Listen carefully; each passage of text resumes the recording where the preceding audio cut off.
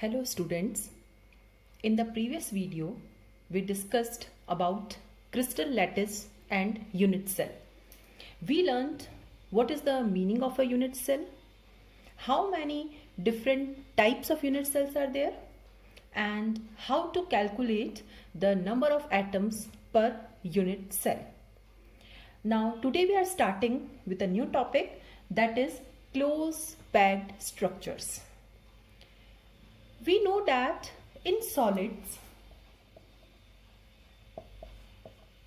the constituent particles, whether the constituent particles are atoms, whether they are molecules or they are ions, the constituent particles are closely or tightly packed.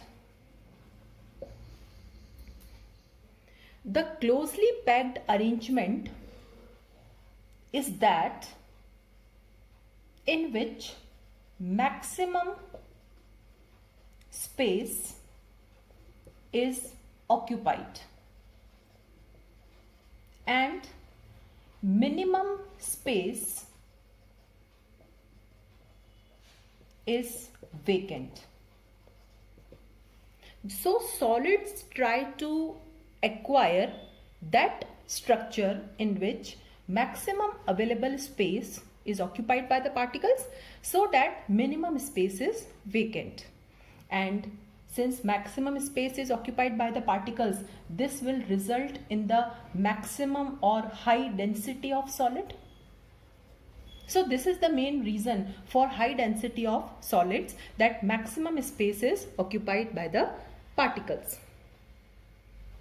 So solids acquire that structure where maximum space is occupied, and the arrangement in which maximum space is occupied or minimum space is vacant, it leads to maximum stability.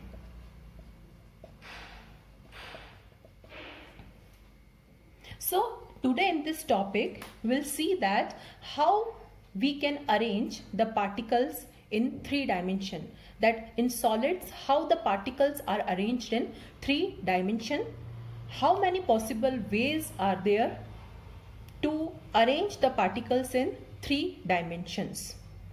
Now different solids have different types of constituent particles, and these constituent particles can be of different shape, but for the purpose of our understanding, okay, so what we'll do, we'll consider these constituent particles as hard spheres.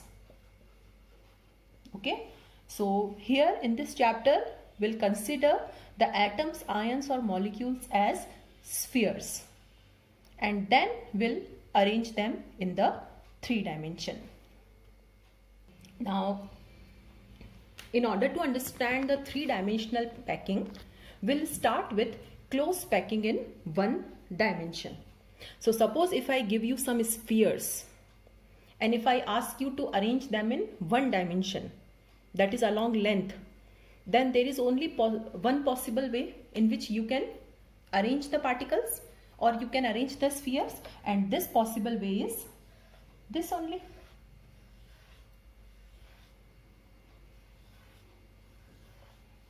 So in 1 dimensions, the particles can be arranged only in a horizontal row and the particles will be touching each other.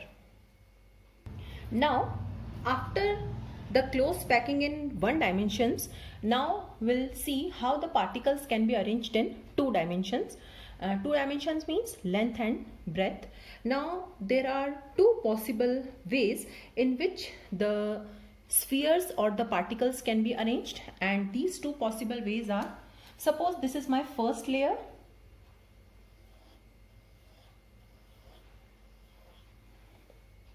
okay, now the second layer can be like this, just one after the other. This is my third layer, this is my fourth layer. Okay, so I have arranged the particles in 2 dimensions. Now these layers are just like the particles are one after the other. Okay. Now second possible way is like this. Now the second type of arrangement can be like this. Now this is the first layer of particle. The second layer of particle is between these two particles. Okay. Now this particle is in between these two particles. This particle is in between these two particles like this. It means the second layer is not exactly like the first layer. We can call this type of arrangement as A type of arrangement, since all the layers are same. But this type of arrangement can be A, B type of arrangement, since the first layer is different from second, like this. So first and third are similar layers, second and fourth are similar layers. So in two dimensions there are two possible ways of close packing. So first is this way and the second is this way. Now this type of packing is known as square close packing.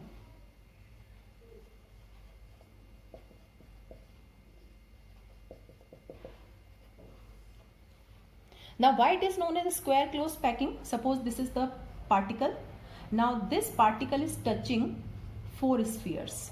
You can see, if you consider this as the central particle, now this particle is touching 1, 2, 3, 4 particles like this. That's why it is known as square close packing. Because in this type of arrangement, one particle touches four other particles in the form of a square. And if you see this, now suppose if this is the central particle, now 1, 2, 3, 4, 5, 6. So 1, 2, 3, 4, 5 and 6. So each particle is touching 6 other particles. So this type of arrangement is known as hexagonal close packing.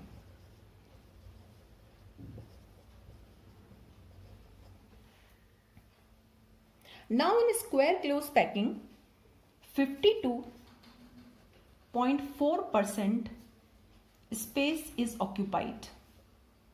Okay, it means nearly half of the space is occupied by the particles and half of the space is vacant. And here if you see, if we calculate, 60.4% space is occupied.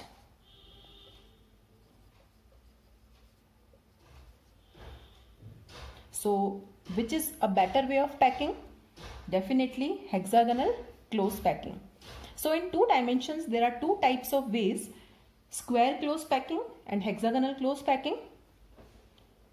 In square close packing, each particle is touching four other particles, and in hexagonal close packing, each particle is touching 6 other particles. Here 52.4% space is occupied and here 60.4% space is occupied, and definitely it is a better way of packing. So if we want to proceed in 3D packing, then we'll choose hexagonal close packing. Now let's start with the close packing in 3 dimensions. So I have chosen hexagonal close packing for further 3D packing. So this is a packing in 2 dimensions. It is hexagonal close packing. These are the spheres. Okay. Now whenever we pack the spheres in 2 dimensions, we can see that there are certain vacant spaces. Okay, now these vacant spaces, these I have made colored, and these vacant spaces are triangular in shape, and these vacant spaces are known as voids. So what are voids? Voids are the vacant or the empty spaces left while we are packing the spheres in close arrangement. Okay, so red voids are marked as A and blue voids are marked as B. Although A and B are similar only, okay, they both are triangular in shape, but still in order to differentiate that A voids are just after the first layer, B voids are just above the second layer, like this. So red voids are marked as A and blue voids are marked as B.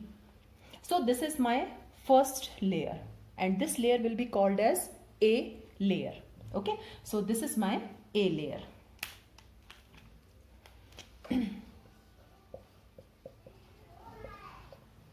So I have placed the spheres like this and this layer I will mark as A. Now I have to put the second layer B. So second layer will be placed above these voids. Now there are two types of voids. Either I can place the second layer on the voids marked blue or B, or I can place the second layer on the voids marked A. Because if we want to build a 3D packing, then we have to put, now suppose if this is first layer, now first layer will be horizontal. So we'll be placing the layers like this, one above the other, just like stacks are there. So this is my first horizontal layer. Okay, now this layer is A. Now second layer will be above this A layer in a vertical arrangement. Okay, now vertically we'll put the spheres. So how to put the second layer or B layer? Now from the diagram it is clear that I have placed the B layer on the voids marked B. So this is my B layer. So first horizontal is the A layer. So when we put the spheres in hexagonal close packing, there are two types of voids, A and B. Okay, A I have marked red, B I have marked blue. Okay, now how to put the second layer? So second layer, for putting the spheres in second layer, I have kept the spheres on the voids which are marked as blue. Okay, so this is my B layer, you can see. So A will be left unoccupied. So I am not putting any sphere on A, I am putting the spheres on the voids which are marked B. So one sphere I have put here, second, third, fourth and fifth. Okay, and if we put the spheres like this, we'll see that some more voids are created. Now if you closely see this diagram, you can see that this is the void which is newly created. Okay, now this void is the combination of A also. Okay, some part of A is also included here and some new part is also included here. Okay, so this is my B layer.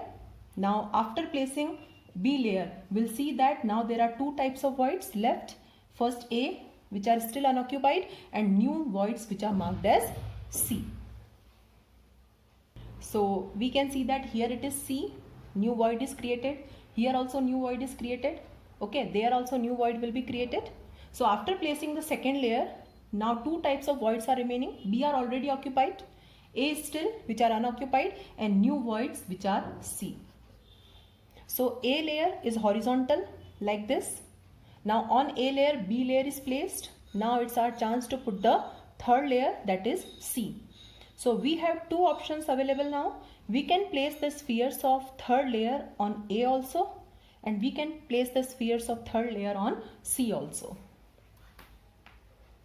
Now I told you that there are two possible options. Okay, now now two voids are left. The A voids are also unoccupied and the new voids C which are created are also unoccupied. Okay, now this chapter requires some sort of imagination also. Okay, you can refer some NCERT books also, there 3D pictures are given. Okay, so imagination is required here. So just imagine that two types of voids are left, A and C. Now if I place the third layer on A, okay, A means the third layer will be placed like this. So here, here, here. Okay, so third layer I am placing on the voids which are red in color. So 1, 2, 3, 4, 5 like this. So if I place the third layer on A, this is my A layer which is horizontal. B layer, this I have placed the blue circles, dotted circles. This is B layer. This is my third layer. Okay, so third layer if we place on the voids marked A, the third layer will be exactly similar to the first layer. Okay, so just imagine this is the first layer, A layer, which is horizontal, hexagonal close packing. B layer, blue dotted circles. Now the third layer I want to place on A. So if I put the spheres on A, the third layer obtained will be similar to the first one only, and this type of arrangement is known as AB type of arrangement. Now another option is place the third layer on C. C means here. So here I will put the third layer. So this is my A, that is first layer horizontal. The second layer is like this. Okay, so if we place the third layer on the voids C, we'll get a new layer. Okay, so this type of arrangement is basically ABC type of arrangement. So if the spheres are placed on A, the third layer will be similar to first. But if the spheres are placed on the voids marked C, the third layer will be different than the first and second, and we'll get a new type of arrangement, that is ABC type of arrangement.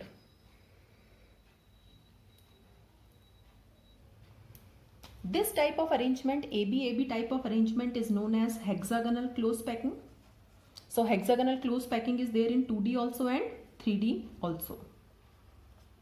Okay, and this type of ABC type of arrangement is known as cubical close packing.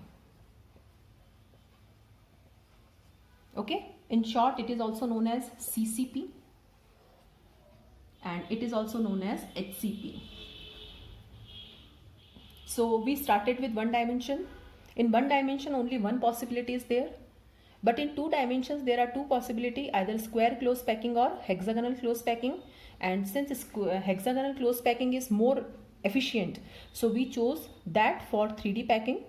Now in hexagonal close packing for 3D, we have two options available: AB type of arrangement, which is hexagonal close packing, and ABC type of arrangement, which is cubical close packing. Now both are equally efficient. In cubical close packing, 74% space is occupied, and in hexagonal close packing also 74% space is occupied. So for 3D, both the types are equally efficient. Okay, so this is known as close packing structure. So all the solids have either hexagonal close packing in 3D or cubical close packing in 3 dimensions.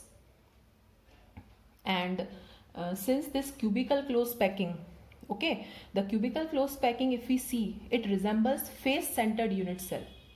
Okay, because what is the structure of face centered unit cell? The particles are at the corners plus at the centers of faces. Okay, so that face centered unit cell arrangement and this cubical close packing arrangement resemble. So this cubical close packing is also known as face centered cubic arrangement. That we'll discuss afterwards. But this is all about the close packing structure.